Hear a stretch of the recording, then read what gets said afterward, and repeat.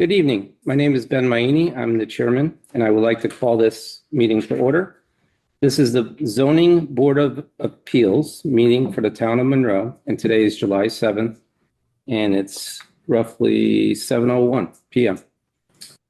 I will take a roll call of all the members of the commission. Ben Maini, chairman. Ron Selmick, board member. Brendan Liberati, alternate. Margaret Lee, alternate. Jim Wentz, board member. In the normal course of our meeting, we will hear public hearings and other applications. The protocol for public hearing is to have an applicant make a presentation to the commission, during which and after which the commission will be asking the applicant questions. I ask that the applicants keep their presentation as concise as possible. The commission will then review with town staff and independent comments. The meeting will then be open for public comment. I will ask that all comments be made to the chair or the commission.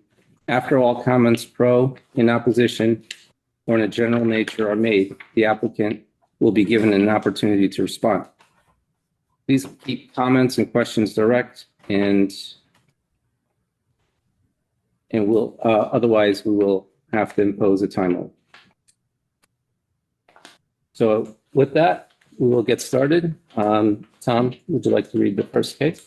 I think we should state that we'll have Margaret Lee seated for Sarah Harris, and Brendan Liberati will be seated for Christina McPhail. And the first application we will review is for 453 Elm Street. It's ZBA 2026-07, file 1445.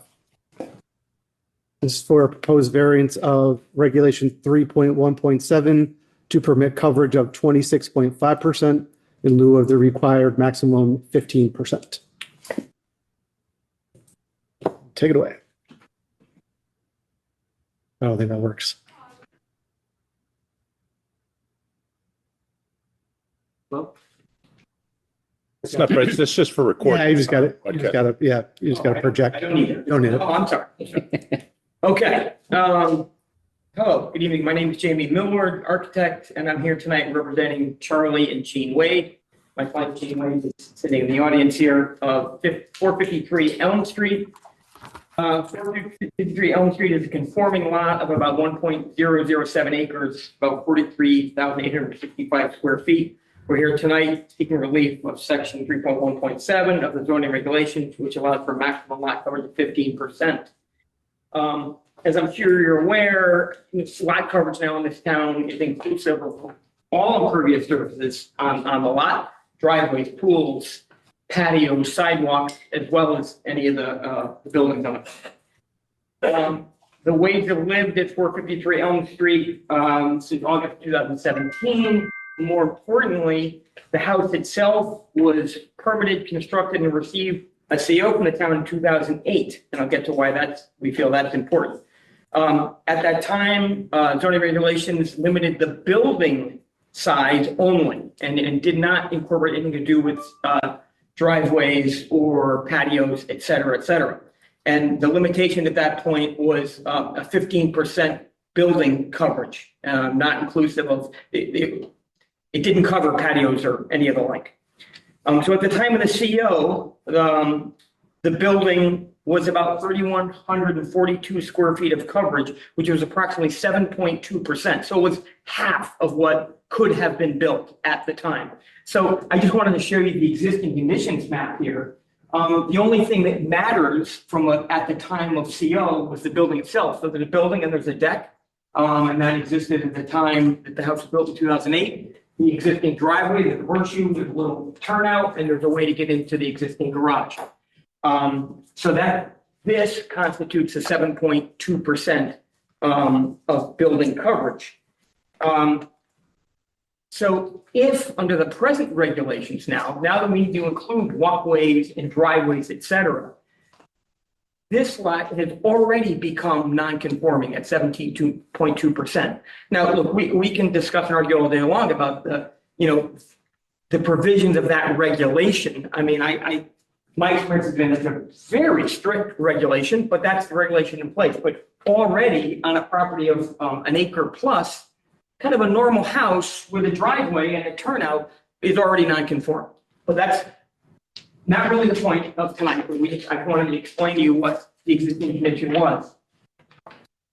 So here's second sheet here. My notes. So what we're proposing here tonight is some work in the backyard of this property. So it would include a pool, cabana, and this is a little open air pavilion along with a detached garage. They're in need of additional garage space. We wanted everything to be in the, behind the rear of the house. So everything is in the backyard. What would be considered the backyard. It's not, no part of this is, forward of the back of the existing house. So all of these buildings right now, it's an additional 1,776 square feet. So in the building coverage right now, and I know that's not what is spoken to in the regulation, but I think it's pertinent to why we're asking for this relief. If you add up all of the buildings as constituted right now, it's a little more than 4,900 square feet. It's about 11.2%.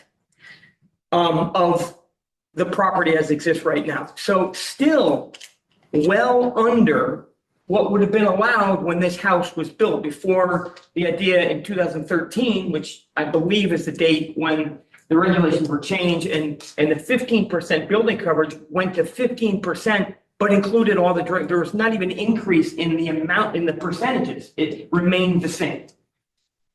So this is the existing condition. I've illustrated everything is going to remain green. There is the existing deck, the pool, there's some patio space, there's the open pavilion, the pool cabana, and the garage. That's the pool equipment space. But you can see the amount of space remaining on this property that will remain green.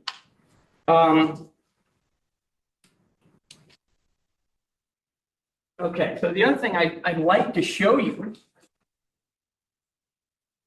back of my board here is, in the spirit of kind of the rural nature of Monroe, and I think kind of hoping to stay with the spirit of what's trying to be achieved here. These are representative photos of what is being planned here. Now, my owners have gone out and through a company called the Barnyard, and they offer like barn-like structures that are, we feel are more fitting to be as little outbuildings on the property. So if you recall the little open pavilion, it's actually a little bit bigger than this, but that's the idea. It has a roof seeing out of the sun. At the end of the pool would be a little pool cabana just like this, a place they have, it's a multi-generational, they don't live in the house, but there's kids and grandkids as well as the residents who want to be able to enjoy the property. And then there's the detached garage, which is here, and the only difference really will be that there's only 2 bays to that, not 3. They're just in need of some additional storage space. So I just wanted to point out to you, kind of just so you have a kind of a feel of what those buildings might look like and how, in rural settings and farm settings, you often had, outbuildings in the property. And it didn't, it didn't necessarily at all detract from the rural character, but, you often drive by and see old houses with big barns in the backyard, and there's something very beautiful about that. The last little piece of information on my drawings is a little blow up of the Google map. So this is Elm Street, and this is Lover's Lane, and this is Church Street. So this is on the way over to where we are now at the town hall. So this with a red dot on it, that's the property at 453. The other 5 people have not only are in support of this, but have all submitted and written their support in writing to Tom, and we've submitted that to the Office of Planning and Zoning as well. So those neighbors, like I said, are not only in favor, and a lot of people are willing to in the sidelines be in favor, but those are the direct people directly around this house. So it's 3 directly across the street and 2 to the north. All of those. Now, I'm not suggesting other people are against this, but there are 5 direct neighbors who have been willing to send in a letter and say, yeah, we're good with this. This is going to look and feel nice in my neighborhood, and we're not going to destroy property values here. if this gets approved. So you should have all those letters in your file. We did submit one more letter this evening that we just received, and so you should have that fifth letter. Lastly, I did speak to it, but, my clients are now, approaching 10 years living at the property. They have, just like I'm sure all of you have, generations of family in the area, new grandkids and stuff. And so they had the idea of kind of doing this and kind of thinking, and even I wasn't sure till I dug into it, what, how much they could do. They wanted to put a pool. The grandkid loves the water, and they needed a little more garage space. And so we were at this not trying to over embellish the property, but honestly, just some things that they could enjoy the nice property that they have. So that's kind of my case. And I think that, the biggest thing I can take is, for you is the fact that, when this house is built, it was already exceeded, the regulations that are in place today. And so, if any of you had an opportunity to drive by the house, you'll see it's a big lot and there's a house on it, and yet already that's, exceeds what we're allowed to do. So we're asking for relief of that 3.1.7, and I would be happy to answer any questions you might have. Okay. Any questions from the board? Margaret? Yes. Under the Connecticut statutes, changes to a property after 2013 have to be in conformance with the zoning regulations after 2013. Unless there is a significant hardship on the property owners such that the land does not allow them to meet their hardship. How would you describe the hardship with this application? Yeah, I mean, I recognize that, that's why I brought up the hardship being, it's the land, but it's more about what was constructed on the land prior to the regulation. And I know you're going to say that doesn't quite meet the criteria, but I would say that is our biggest argument here, that, look, we are trying to be respectful in the types of things that we're doing, and that, we're in a situation now where we come to find out with the change of regulations that, that this is already not in conformance. And, we think that there should be some improvement granted, and there's a hardship there, being that the regulations were changed in the midst of, and I would say the regulations that are imposed on this land. So there's the hardship of the land, and and I know maybe you're going to say that doesn't quite fit the statute criteria, but I would say that would be my argument, is that, the change in the regulations have adversely affected this land. And so. Well, a question I'm trying to get at, I think, is that the hardship must be a hardship that would be suffered by the owner due to the configuration of the land if this were denied. But what would you say is the hardship that requires them to have this pool that is non-conforming according to the in its proposal, according to the current regulations? Again, I don't necessarily have, because I've been and done this plenty of times. I understand it needs to be, I wish I could say, oh, we have, some steep slopes in the back, and there's all these wetlands that are there that are, and that's not what's happening in this case. So I can't look in the eye and say that that's something that we can point to as a physical hardship of the property. And again, I'll just go back to saying that I think the hardship is the regulation imposed on the land. That's the hardship that I'm proposing, because that's. Will the homeowners suffer a hardship, personal hardship, such that we would have to justify this? It's not the land. I've talked about the people. The people have to be suffering a hardship, not the land. The people have to suffer a hardship if this were to be denied. What is the need of this for this pool, this whole entire construction, that would justify us letting this go? Well, because it sounds more like a want. I understand. Yeah. Okay. I understand that, but I would say that,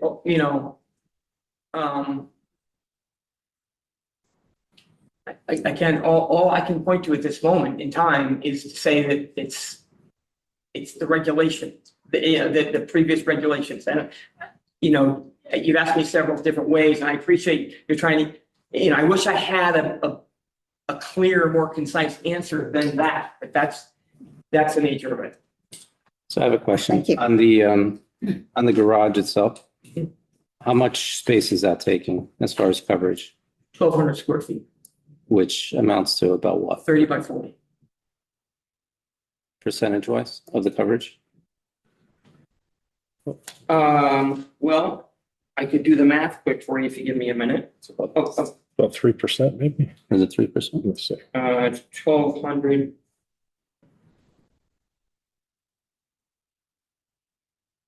Yeah, 2.7. 15, yeah, 2.7%. Yeah. So about 2.7% is the garage itself. So you're saying the existing coverage right now, as it sits before any improvements or addition, you're at 17.3. So you're over the coverage. The house and let's take this down a second. Let's go back to this. Start. So this is this building and deck and driveway and the front walk, all that, and sidewalk, everything over here. That amounts to the 17.2% existing, and that has existed since the house was built in 2008.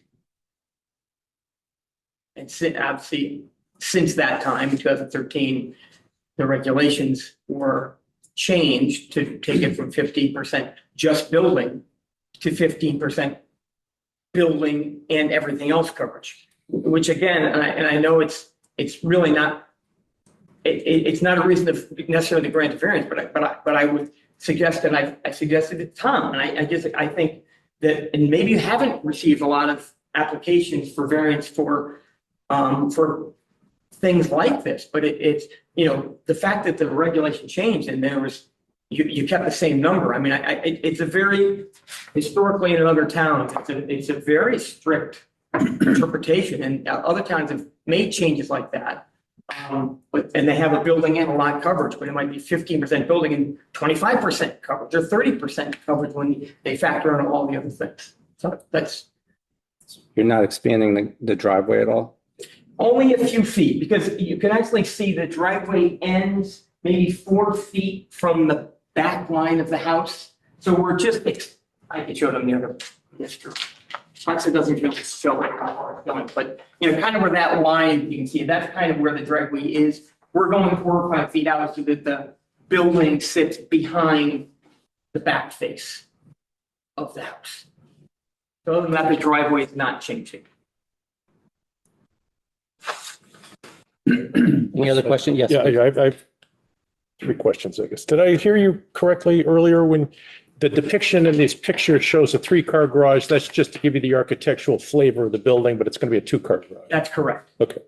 And did I also hear you correctly when you said all in with the proposal, if you excluded the driveway and the walks and the impervious areas that now count as lot coverage, you'd be at 11.2? That's correct. So you would comply if you tore the driveway out and made it a gravel driveway?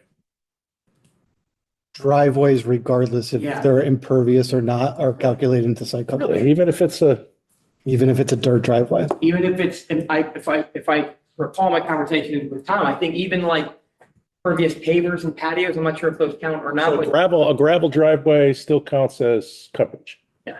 Okay. All right, but Yeah, I'll pull up the reg so we could. okay, I'm not questioning your interpretation. Yeah. No, I understand.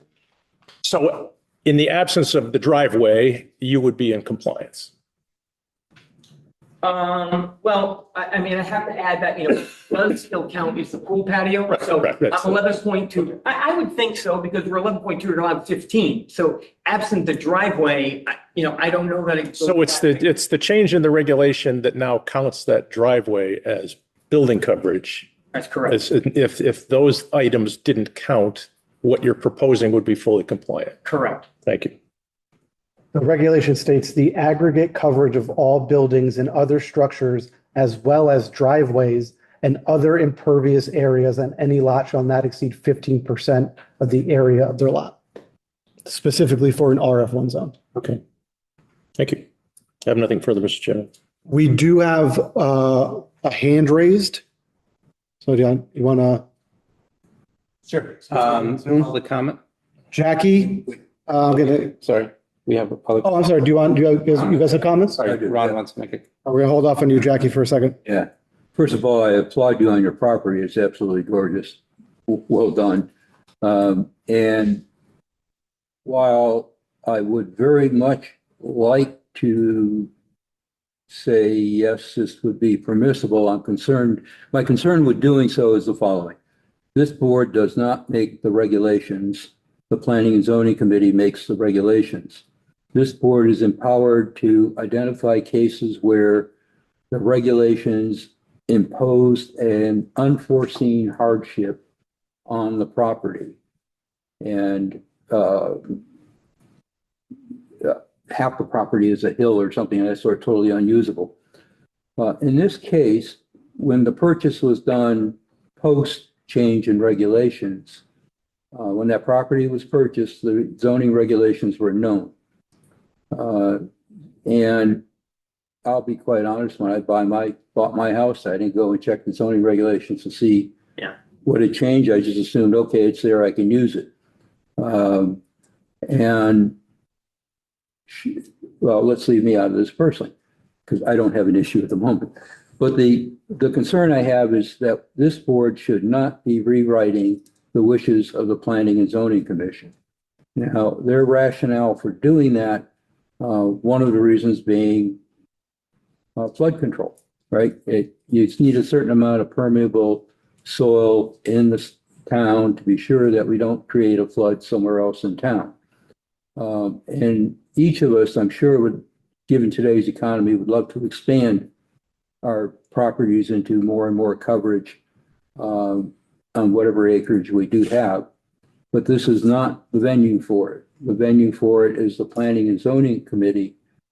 And to go in and say, all right, your regulations were intended to do this, they're having this effect, you need to modify them. We're empowered to waive it if there's a demonstrable hardship. It's impossible to make reasonable use of the property if given the change in regulations. And that is intended for those folks who held the property at the time of the change in regulations. Me as a newcomer buying a piece of property today in Monroe could not rely upon whether or not it was conforming or whether or not it was conforming or non-conforming in the past. I would have to look at it and go, how much room do I have under present regulations to make use of that property? To summarize my point, my sense is that we should not be messing or rewriting the desires of the Planning and Zoning Committee. Okay. Brandon, any questions? Any more questions from the board? Just had one, was curious if you got all the neighbor comments that were referenced. I do have the latest letter right. We don't have any of the, You guys don't, you guys didn't get it? yeah, we have, I saw one in one of the files, but this file doesn't have that.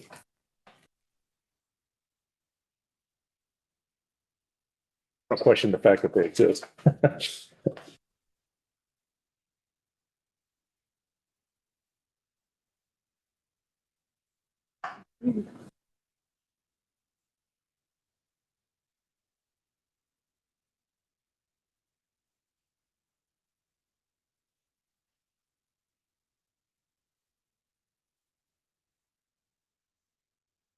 All of the letters of support are from all surrounding properties and they're all supported. You stated that, I'm willing to accept that. That's correct. That is the case, yes. So. Yeah. There's the property, Elm Street, so it's the two to the north directly and the three directly across the street. all are in favor of you guys granting this variance. Any more comments from the board? I'm going to open it to public comments. Okay, Jackie, you are allowed to talk if you want to unmute yourself. Can you please state your name and address for the record?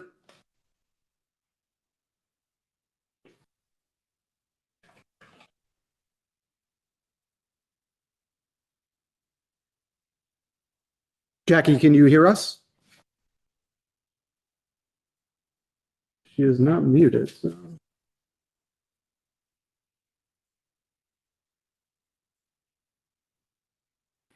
All right, Jackie. Sorry, can you hear us now? Yes, now we can. Okay. Actually, it's Rob Tynan and Jackie Tynan. We live at 431 Elm Street. Thank you. Could Would you like to make a public comment on the applicant? No, honest truth, I'm sort of confused by the 5 letters of the surrounding neighbors. Our backyard is right next to theirs. And we are not against this project at all. I guess our biggest thing, we are actually not in town right now. That's why we were zooming in. I guess we'd just like to see some sketches or something. It's hard on the Zoom to see the gentleman who was flipping through what this is actually going to look like. But once again, we're not against it. We're in support. They're good neighbors. I guess it's just us being away, not sort of totally knowing what's going on. Sure, we'll have the applicant turn the site plan around for you to see. The camera's in the rear, right below the clock. Let me see if I could zoom into that. Yeah, it's only That's zoom zoom out. That's zoom out. Yeah, I think that's the closest we're gonna be able to get is this one right here. Line up on the share your screen. Yeah, but that's only for the Okay. computer. Dun, dun, dun, dun. There we go. Yeah, that's pretty good. Yeah. Okay. That's what I sort of assumed it was going to be. Like I said, it just we're curious. Like I said, they've been good neighbors. We don't have a problem with it. It's just not being there and seeing actually what this is going to look like. And like I said, our backyards do abut. We look into each other's backyard. So okay, thank you. We have one more hand raised as well. Okay, Pete, you are permitted to talk. If you want to take yourself off mute, you could voice public participation. Can you hear me? We can. Hi. Yeah, I'm Pete Valiente. I'm at 102 Far Horizon Drive. I'm basically behind the person 453 Elm Street. Well, not basically behind, but sort of to the side behind him. I mean, this is the first I've heard. And my neighbor actually, who's right behind him, is out of town, but he couldn't make the call. I know there are wetlands behind me. So has that been taken into effect? Because I think it's 10 or 99 Elm Street. My neighbor had he put a shed in last year and zoning gave him, he was in, like a process for a year almost trying to get the shed approved because there's all wetlands back there. I'll read, unless you want me to respond. This zoning board of appeals isn't under the purview of wetlands. They're only here to grant relief for specific regulations that the applicant is requesting. So if this were to be granted, then the applicant would move forward with actual residential building permits for the construction. And under that process, the wetlands department would review the application, check for any potential wetlands and water courses, and then we would go into a discussion if it was needed to get any type of permit from the wetlands agent or the wetlands commission. Okay. Can I weigh in that a little? Sure. Only so, just so you know, so we did take the time to go ahead and Tom was in the office and he's doing a million different things, I'm sure, but we did, the wetlands officer happened to be in the zoning office when I was there, kind of going through, putting the package together. And he went back to his office and reviewed these exact wetlands the gentleman's talking about, and they are beyond even the restricted limit. for this property. So there are no wetland implications. We still would have to go through that process of officially getting the sign off, but we did kind of go through that to make, to see if there was anything that would impede us other than needing this variance. Correct. I don't believe any type of ground disturbance for these proposed projects would take place within 100 feet of a potential wetlands or watercourse. Great. Any other public comments? All right. If we're, any other comments from the board? Okay, at this point, we're going to close the matter and we'll deliberate it. Do we have a second case? Let's give it 3.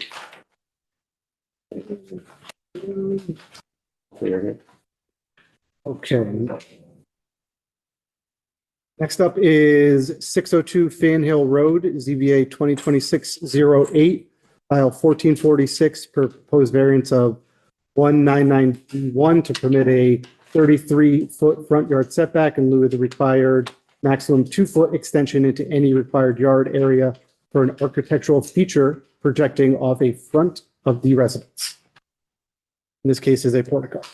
Hello, my name is Magda Kisowski, and I'm the owner of 602 Fan Hill Road, and I live on 58 Rock Drive in Shelton. Do you think it'd be possible to move the microphone closer? She has a little voice stuck, but it's hard for me to hear. That's not, I don't think Yes, that's it's a microphone. broadcasting. That's just the recording microphone. Okay. Oh, I'm sorry. So we have a portico that you will see in the pictures over there. The house was built a long time ago, and it was built within at that point, setbacks. At this point, the house setbacks are less. Normally it's 50 feet, and right, it's less than that right now. So to have a portico that would help the house and the people entering the house for safety reasons, like the even recent storm that we had is horrible. For protection of it, I had to come in and grab a variance. So for the hardship of it, I would say that the land, that there's no other way how or where to put a above in front door entrance, something about protection from the elements and from the rain and everything else for the house. So that's the reason for me coming in and asking for the portico to be granted. It's I believe it's like 3 feet. It sticks out about 3 feet, if I'm not mistaken, out to the from the house, and it has to also. I provided you with pictures of that as well. Yeah. So the picture is what it's going to look like. Is that? The picture is actually what it looks like already. I'll be honest with you.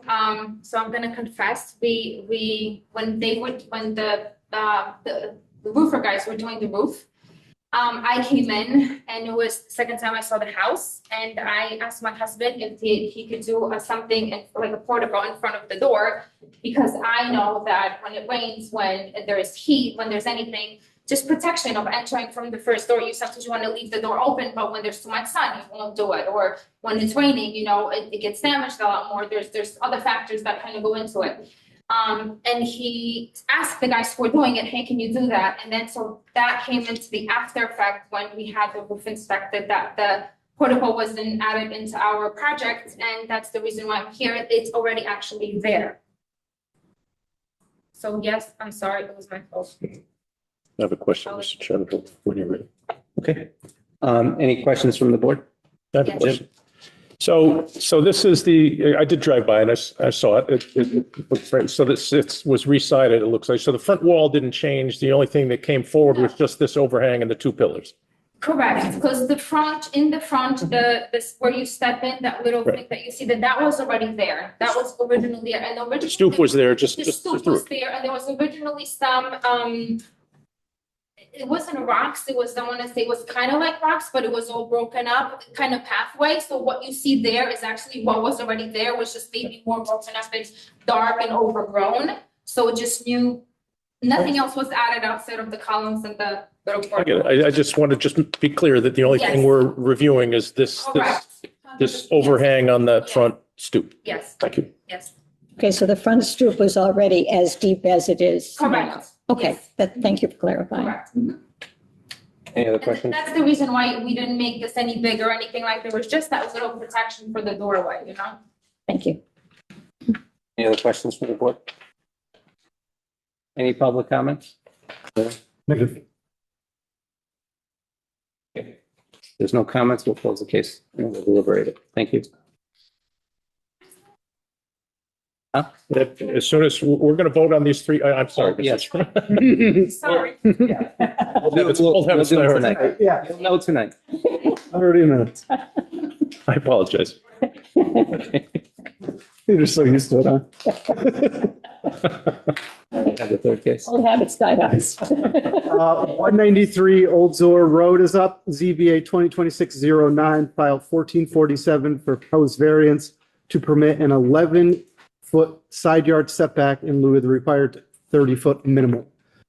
Jason, you are presenting, right? That's right. Do you, Cutler Architects? do you need to have your screen shared or anything? Yes, I think that'd be helpful if possible.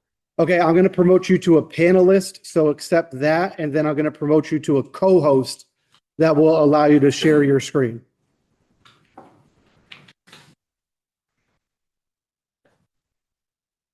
Perfect. One more time. Co-host.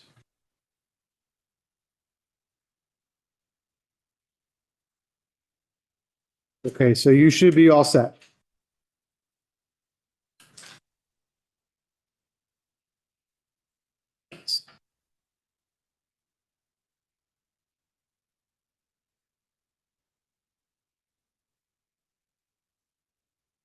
All right, can you see the site plan?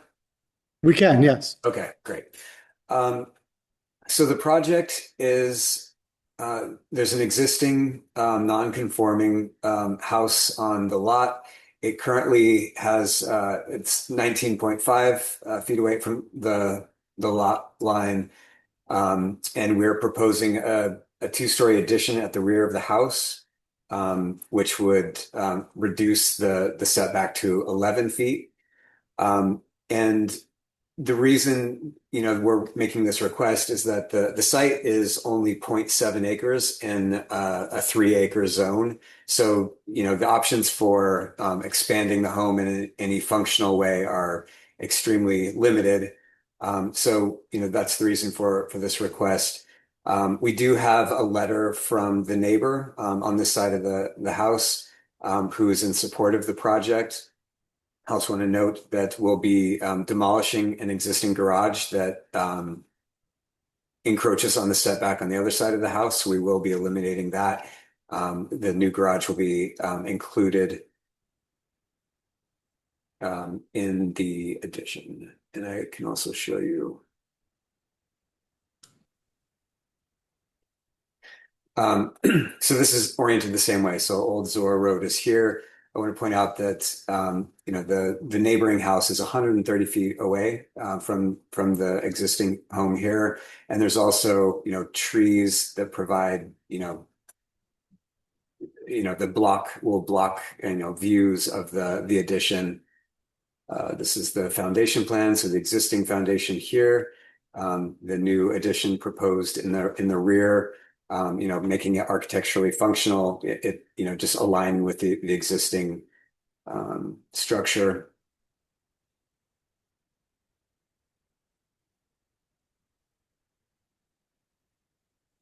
There's the second story. Again, just aligning with the existing, structure makes it, a functional addition. In order to be conforming, since the existing house these are the setback lines here. Since the existing house is, well outside of the required setbacks, it would basically require, complete tear down and rebuild further back on the lot to be compliant. And that's the hardship we're presenting. Can show you the elevations. So this is the location of the existing structure. This is the addition at the rear. This is the front of the house.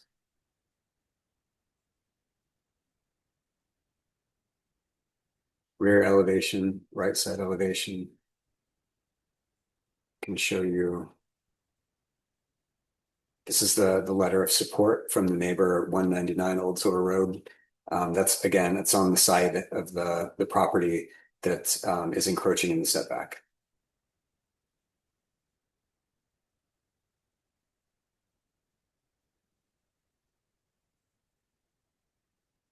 So that's about all I had to present. I'm happy to answer any questions. I have just a quick question, if I may. Sure. And thank you for your presentation. I did go out and look at the property. Is the letter from the homeowner on to the left of the property as we're looking at it, or is it the homeowner to the right? To the right. It's I think where that's- on the side where the encroachment is. Okay, I spoke with him. That's her brother. Apparently, that's an old family home. And so it's been a generational home. Okay. And I did go and see that property, and it's got a steep slope out in the back. So I'm really not posing a question. I'm just stating, I apologize. You should be. Sure. posing. No, that's correct. And, so we're trying our best to, work with the site and, with the existing non-conforming conditions, just to, and make it a, architecturally appealing and functional, project for the client.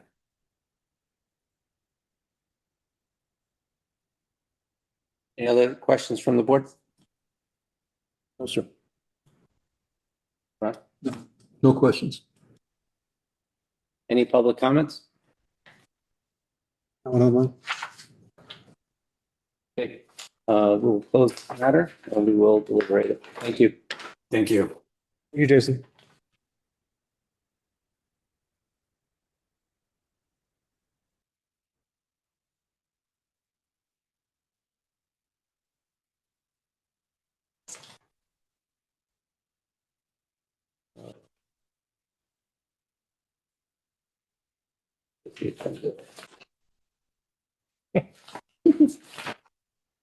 All right, so agenda, we'll start with the deliberations. I'd like to take the second case first, 602 Fan Hill with the portico.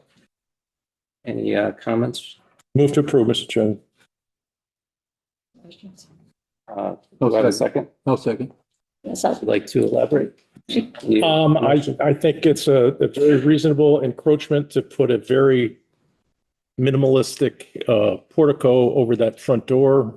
It's a nice addition to the house. It's been nicely renovated, and the existing location presents the hardship in my view, so I'm prepared to support it. Any other comments?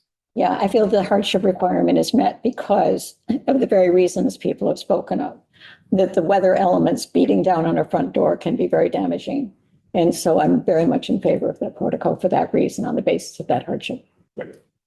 Would we move it to vote? Margaret? Yep. Brandon?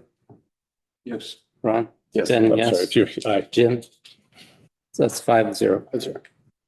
That's approved. That motion's approved. Okay. Let's look at the first case, 453 Elm Street. Any discussions? I'll make a motion to approve for discussion purposes. I'll second it. I'm not sure I'm going to come down on the vote here, but obviously 4 affirmative votes are needed for an approval. I don't have a problem with the improvements that are being proposed here. I think, Ron, you made an eloquent statement about our relationship to the regulations. We're not here to rewrite the regulations. Having said that, I think this is a bad regulation. I agree with the applicant's architect, I believe it was, or the representative, that there really ought to be a 2-tiered regulation, one for just the building and then a second limit for impervious coverage. And I think the fact that there's not, and the regulation kept the same percentage is pretty harsh. Whether that's a hardship, given what they're proposing here, I don't know. Whether I vote yes or vote no on this application, I think I would I would support. We've seen we're going to see more of these. We have seen some, and it's a matter of degree, right? How much is too much?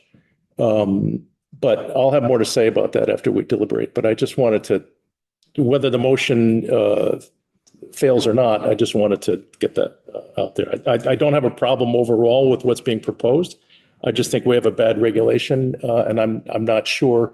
I think I agree with Ron's statement that in and of itself isn't necessarily our job to overturn the regulation. But that's all I have to say, pending everybody else's opinion. Margaret? I would just add that, again, supporting Ron in his analysis, he said it much more succinctly than I did, but that's okay. I was drilling down for good reason. But I don't think it's our job to second guess the statutes. I think our job is to enforce them. And so we may not agree with them, and we may feel they're unjust. But in this particular case, this is a dramatic increase of coverage, and it's not warranted by any expressed hardship on the part of the applicants. They simply want a large pavilion with a pool in back. It's not a need, it's a want. And that's why it was not more clearly expressed by the applicant's representative. So I'm just throwing that out there as part of the discussion. I do not agree that we need to approve this. Ron?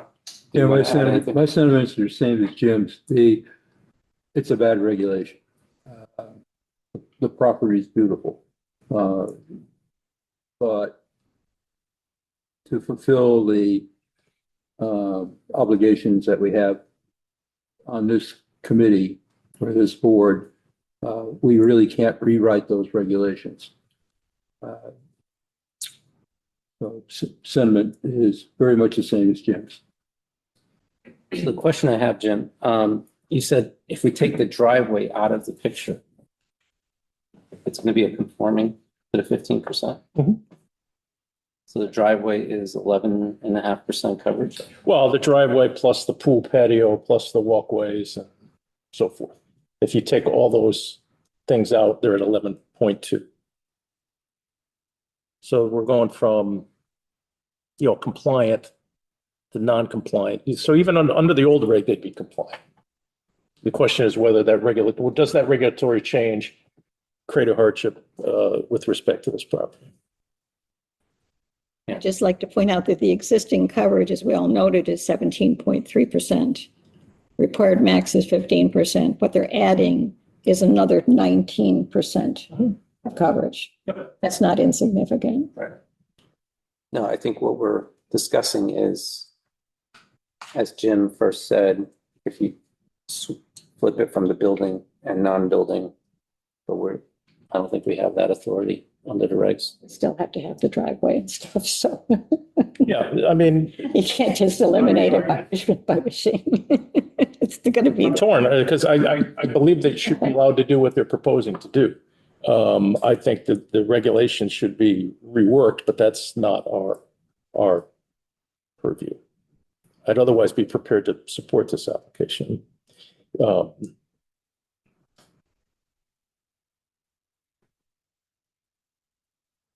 Brandon, any comments? Basically in agreement. I would be supportive of it if the code was slightly altered. I do think we should at least consider as a town potentially reconsidering it. It was mentioned by the applicant, a lot of towns do have that two-tiered system where you have building coverage percentage and then you have all impervious surfaces percentage. It's something to think about, but it's not for us as the board. I keep coming back to what the ask is here. It's in my eyes, it's discussed kind of by Margaret. It's more of a want rather than like something that's needed. So, there's no, health and safety concern or anything like that. It's more, it would be very nice to have. And I would generally be supportive of this, but I think our hands are tied here. Okay, I agree. Should we Motion to vote? Yeah. Anyone want to make a motion? Make a, There's a motion to approve on the Yeah. table. So we can vote yay or nay. In the absence of 4 affirmative votes, it would be a denial. Okay. Start, Margaret. Vote. I vote to disapprove. Nay. With regrets, nay. No. Also, it doesn't matter at this point, but I'm going to vote no, I think, well, I have more to say. Is this the last item? No, we haven't. I want to circle back to this, but it's denied for the purpose of this application. 5 denials? Huh? 5? 5 no's, yeah. Yes. So we have 193 Old Zor, third case. I would make a motion to approve this application, Mr. Chairman. Do we have a second? Second for discussion. I think this existing house location, given it's an older house, is non-conforming, presents the hardship here. As the architect explained, there's not a rational way to expand that wouldn't be non-conforming. They're actually improving the non-conformity slightly by eliminating the existing garage. I think this is this improvement would be a drastic improvement to this neighborhood in this location. It's a handsomely designed structure, and I think the fact that it's an older house that's presently non-conforming is what creates the hardship here, and I would be prepared to support it.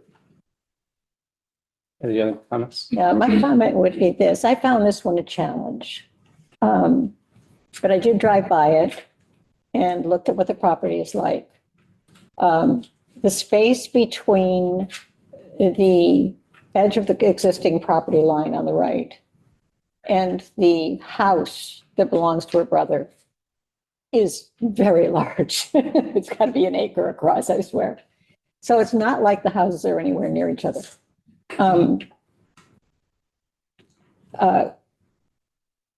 It being an older home, I can see no other way that one could possibly configure this structure, in all honesty. And it needs improvement, not because of the sake of a neighborhood, because we're not in the business of making neighborhoods look pretty. We have to go by the hardships and the requirements of the regs, of course. And so while making it a neighborhood look nice is nice, we have to focus on this, I think. And I just see this as being a necessity for the new homeowner. And it would be a hardship to deny it because the home really does need a tremendous amount of work and it does need to be expanded. So that would be my take on this. Really no additional questions. All the other metrics are met in terms of Coverage and everything. yeah, it's sitting in a 3 acre, it's a 1 acre lot sitting in the middle of a 3 acre zone, having to live up to 3 acre ordinances. Yeah. Exactly. This was kind of dropped down by the planning and zoning committee. And once again, the hardship becomes, there is no way to make that livable without those expansions. Brandon? I did not drive by the property, but I just pulled it up on Google Maps and I'll just second what Margaret said. There's a huge distance Yeah. between this property and the one directly adjacent to it, which certainly weighs into my interpretation and my belief in the site. Yeah, thinking of future property owners to Yeah. the right, it's really not going to impact future property owners either. So. Yeah, I just have one, I'm going to push back a little, although we seem to all support it. I think context of the neighborhood is important. I don't think visually this is going to look like a non-conforming structure when it's done. I don't think you're going to be able to tell visually because of that separation between this house and the other house. So I think the context in the overall neighborhood is important here. But beside that, I think there's a clear hardship and I think I would support it. So Really is. I'd also just add that the angle of the lot is also the reason for why this is occurring. It's just the way it's drawn. Yeah. There's a motion on the table to approve. I make a motion to approve. Brandon, Second. We're ready to vote. So why don't we start with Margaret? I approve. Brandon? Approved. Yes. Yes. I, 5 yes.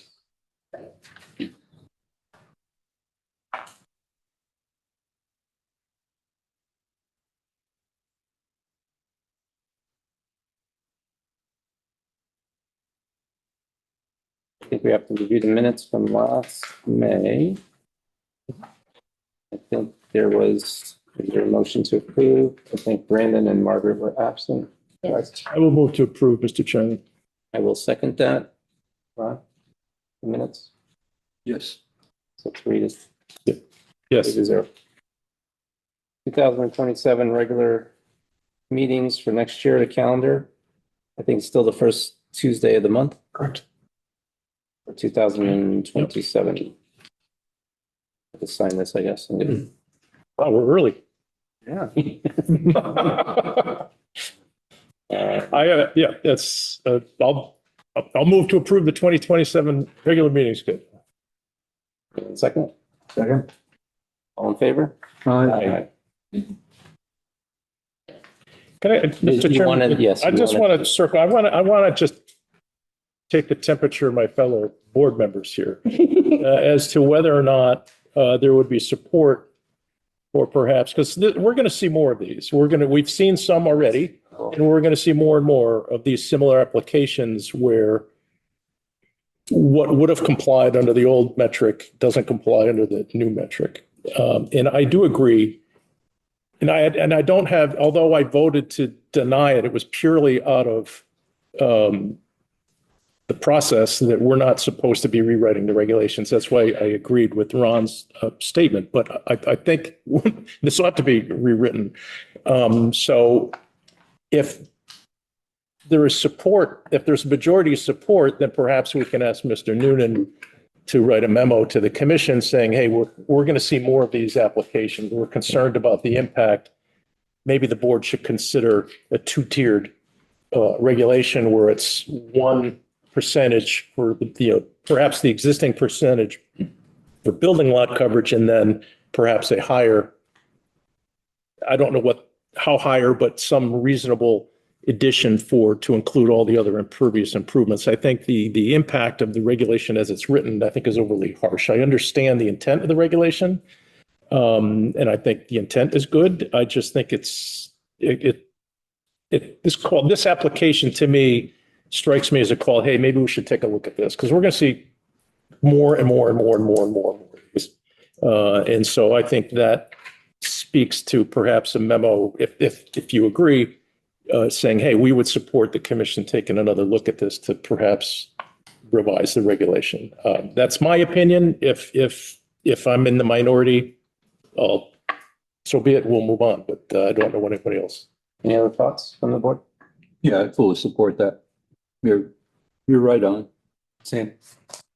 I'm looking, maybe because I'm not as well versed in some of these things as the rest of you. I'm wondering if we went to that kind of a split definition, how would you put it? That it wouldn't become kind of too touchy-feely and more difficult to make for us to deal with firm guidelines.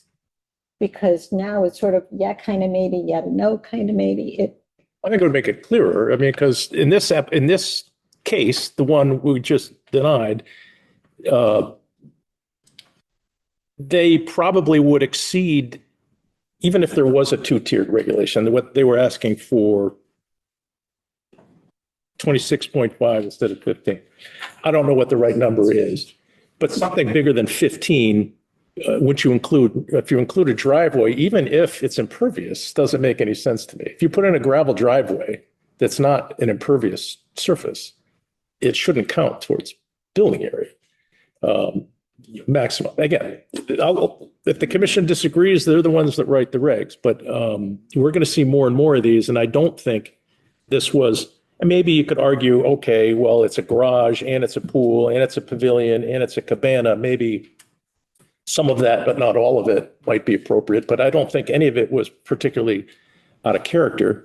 But I just think a stark 15% when you include the driveways is going to render I don't know if an analysis were done, I would guess that it would render hundreds of properties non-conforming already.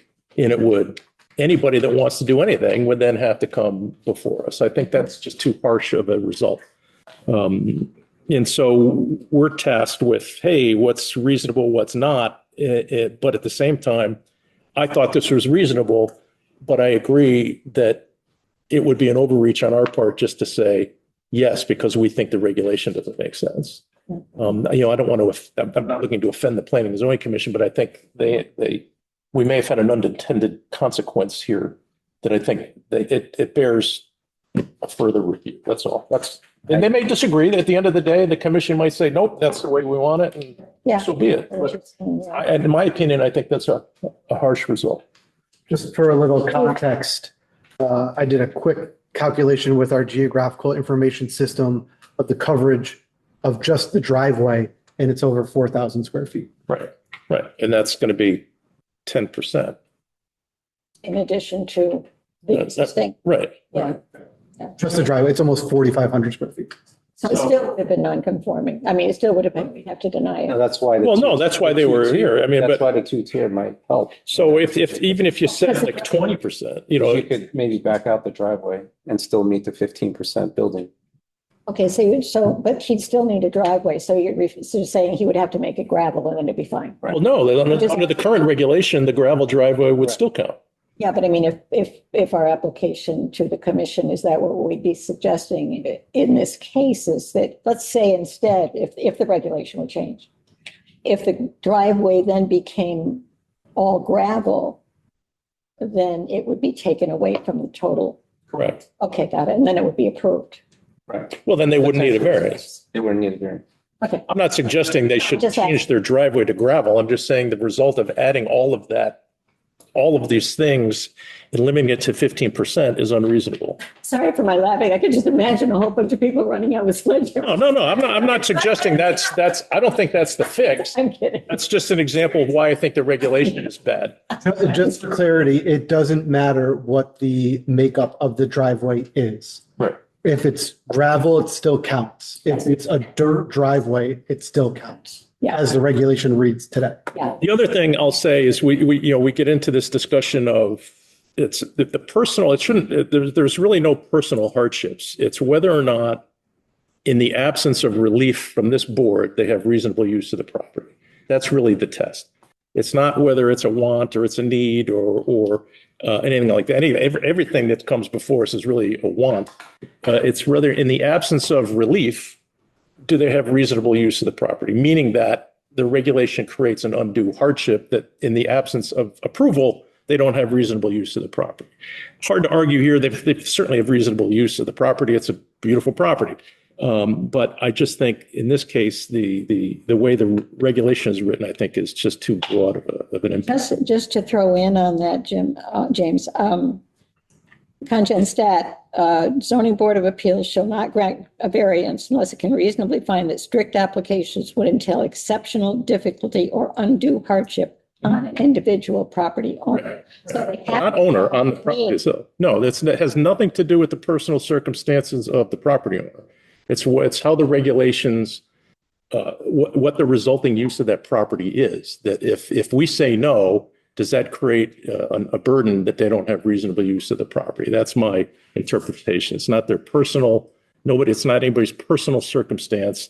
It's whether or not there's hardship, meaning that related to the land that we say all the time, I'd love to put the addition over here, but I've got wetlands or a rock outcrop that I've got to put it over here. And because I have to put it over here, I need relief from the regulations. That's kind of a hardship that if we don't, if in the absence of approval, then they can't have reasonable use of the property.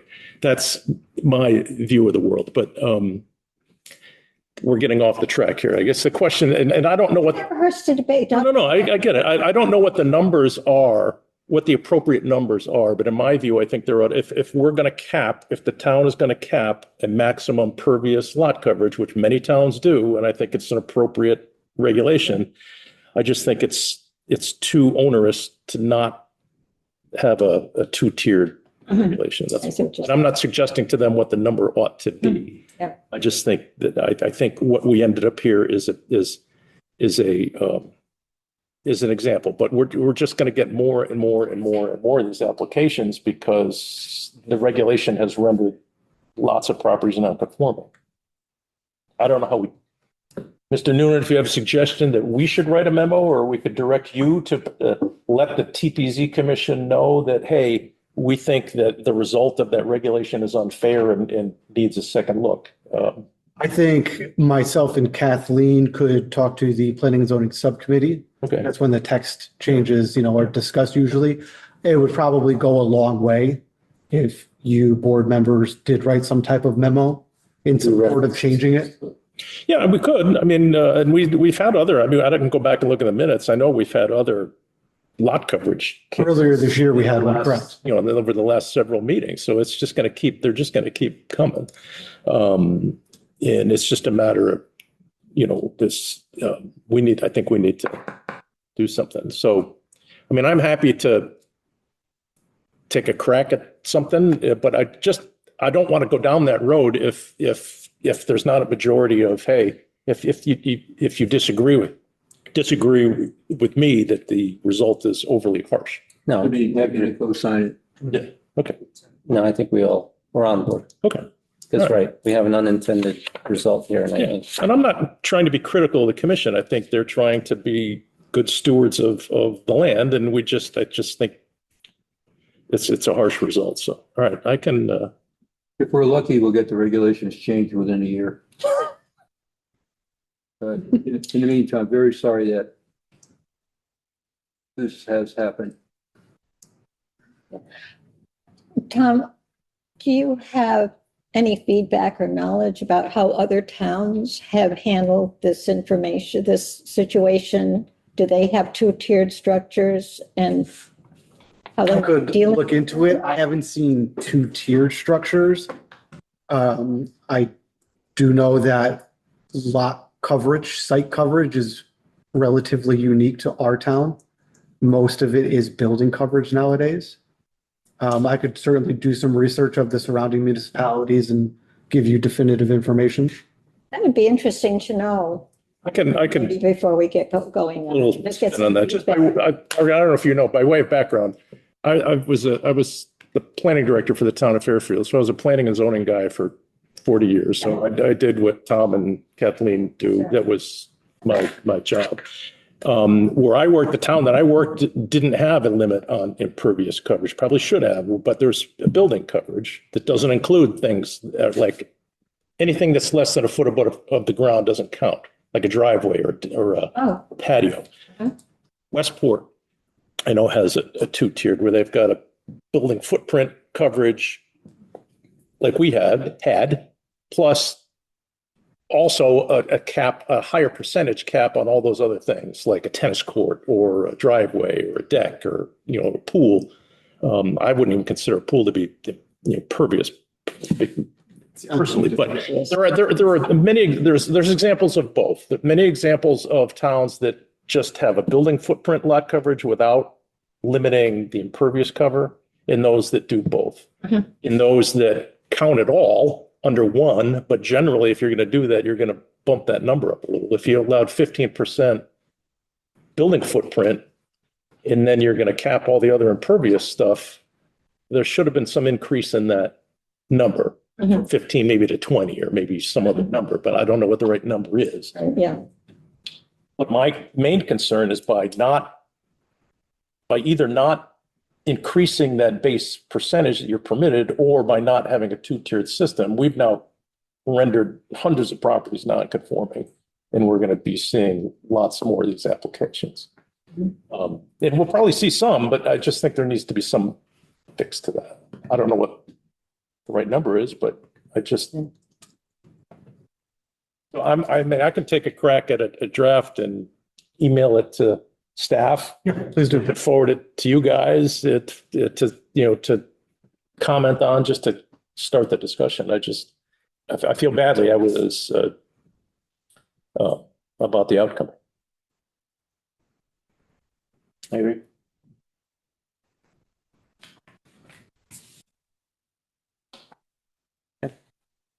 think that, Appreciate the discussion. That was good. I believe that concludes, unless there's other topics of discussion. So I think that concludes our meeting for tonight. we can have a price. Hold on, Mr. Chairman. We're on at 8:11.